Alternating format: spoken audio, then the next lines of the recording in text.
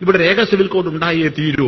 ഇന്ന് അദ്ദേഹത്തിന്റെ ഫോട്ടോ വെച്ച് അദ്ദേഹത്തിന് മന്ദിരങ്ങൾ പണിയാൻ കോടിക്കണക്കിന് രൂപ പിരിക്കുന്നവർ രേഖ സിവിൽ കോഡിനെ കുറിച്ച് പറയുമോ?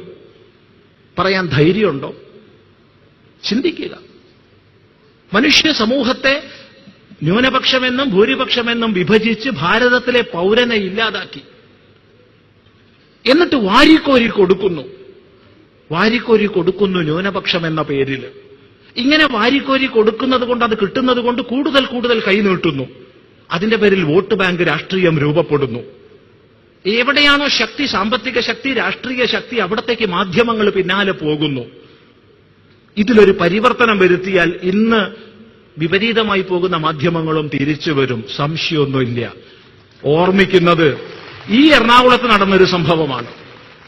ഈ എറണാകുളത്ത് വർഷങ്ങൾ 30 ഏകദേശമായി കാണും വിശാല ഹിന്ദു സമ്മേളനം നടന്ന സമയത്ത് ക്ഷേത്രങ്ങൾ കേന്ദ്രീകരിച്ച് ആധ്യാത്മിക പ്രഭാഷണങ്ങൾക്ക് പ്രാധാന്യം വർദ്ധിപ്പിക്കണമെന്നൊരു തീരുമാനവും കർക്കടക മാസത്തെ രാമായണ മാസമായി സമാചരിക്കണമെന്നൊരു തീരുമാനവും വന്നപ്പോൾ കേരളത്തിലെ പ്രമുഖങ്ങളായ പത്രങ്ങളൊക്കെ വെണ്ടക്കയിൽ എഴുതി, മറക്കരുത്, ഇത് കേരളത്തെ വർഗീയമാക്കി തീർക്കാനുള്ള നീക്കമാണെന്ന്. ആ പത്രക്കാരിവിടെ കാണും. അവരായിരിക്കില്ല ചിലപ്പോൾ എഴുതിയിട്ടുണ്ടാകും, അവരുടെ പൂർവികരായിരിക്കാം. പക്ഷേ ഇന്ന് അതേ പത്രങ്ങളിൽ കർക്കടകം 1 രാമായണ മാസം, ഒരു മുത്തശ്ശി വായിക്കണു, ഒരു കുട്ടി നോക്കി നിൽക്കണു, ഇങ്ങനത്തെ ചിത്രങ്ങളൊക്കെ കാണാം. ഇതെന്തായി മാറ്റം വരാൻ കാരണം? അന്നിത് കേരളത്തെ വർഗീയമാക്കി തീർക്കാനുള്ള പരിശ്രമമാണെന്ന് പറഞ്ഞവർ എന്തുകൊണ്ട് ഇന്ന് അതിനെ അനുമോദിക്കുന്നു? കാരണം സമാജം അതിന്റെ പിന്നാലെ വന്നു. അതൊരു ചാലകശക്തിയായി മാറി. അതിനെ എതിർക്കാൻ കഴിയില്ല എന്ന് മനസ്സിലാക്കി ഇപ്പൊ അതിന്റെ കൂടെ കൂടുകയാണ്. ഇതുപോലെ നമുക്ക് സാധിക്കണം, സാധിച്ചേ മതിയാവൂ. ഓർമ്മിക്കുന്നത് കുറേ വർഷങ്ങൾക്ക് മുൻപ് നമ്മൾ ആശ്രമത്തിൽ പ്രത്യേകിച്ചൊരു തിരക്കില്ലാതിരിക്കുന്ന സമയമാണ്. അപ്പൊ അവിടെ ഒരു വയസ്സായ ആശാരി വന്നു. അദ്ദേഹത്തിന്റെ പേര് മാധവനാശാരി എന്നാണ്. മോണയിൽ ഒറ്റ പല്ലുമില്ല, വളരെ പ്രായമായ ആളാ. അദ്ദേഹത്തിന് ഇപ്പൊ പണിയെടുക്കാനൊന്നും കഴിയില്ല. എന്നിട്ട് ഈ കെട്ടിടങ്ങളെ സ്ഥാനം നിർണ്ണയിക്കുക പണി, കുറ്റിയടിക്കാൻ പോകും. അങ്ങനെ എവിടെയോ കുറ്റിയടിച്ച് തിരിച്ചു വരുന്ന സമയത്ത് ആശ്രമത്തിൽ വന്നു. ഇടയ്ക്ക് ഞങ്ങൾ ഒത്തുകൂടും, തമാശയൊക്കെ പറഞ്ഞിരിക്കും, അങ്ങനെ ഒരു പതിവുണ്ട്. ഇപ്പൊ അദ്ദേഹം ഇല്ല, മരിച്ചുപോയി. ഇദ്ദേഹം വന്നപ്പോ ഇദ്ദേഹത്തിന്റെ കയ്യിൽ ഒരു കോലും ഒരു ഉളിയും ഒരു വടക്കു നോക്കി യന്ത്രവും ഉണ്ട്. അപ്പൊ നമ്മളൊന്നും അറിയാത്ത പോലെ ചോദിച്ചു, അല്ല ഈ സാധനം എന്താ? അപ്പൊ അദ്ദേഹം പറഞ്ഞു, സ്വാമി അത് തവക്കയാണ്.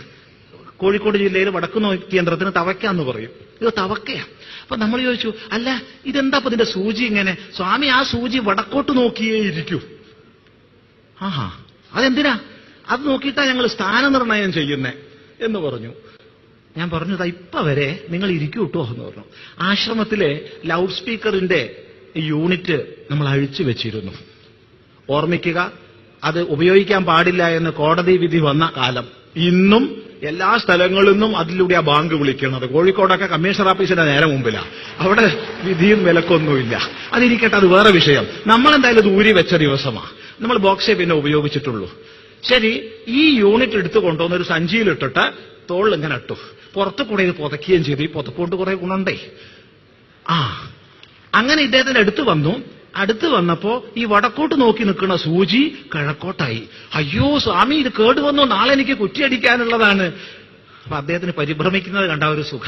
ഈ പല്ലൊന്നും ഇല്ലാണ്ട് പാവം പരിഭ്രമിക്കണ കാണുമ്പോ ഒരു സുഖ. അപ്പൊ നമ്മൾ എന്ത് ചെയ്തു? കുറച്ചും കൂടി ഇങ്ങോട്ട് തിരിഞ്ഞിരുന്നപ്പോ വടക്കോട്ട് നോക്കിയ സൂചി തെക്കോട്ടായി. പാവം വല്ലാതെ പരിഭ്രമിച്ചിട്ട് രോഗമൊന്നും വരരുതല്ലോ എന്ന് വിചാരിച്ചിട്ട് നമ്മളത് മാറ്റിവെച്ചു. അപ്പൊ സൂചി വടക്കോട്ട് തന്നെയായി.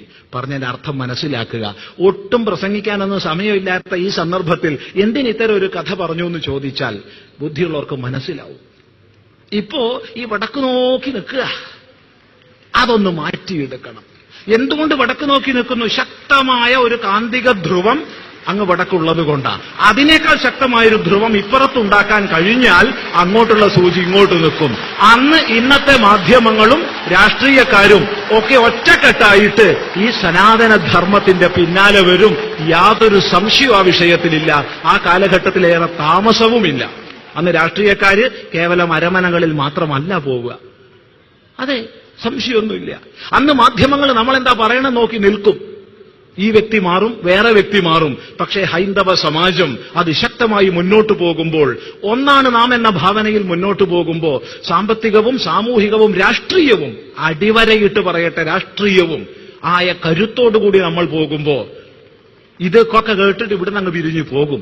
വോട്ട് കുത്താൻ നേരത്ത് ഇതൊന്നും ഓർമ്മ ഉണ്ടാവുകയില്ല. അത് പറ്റില്ല.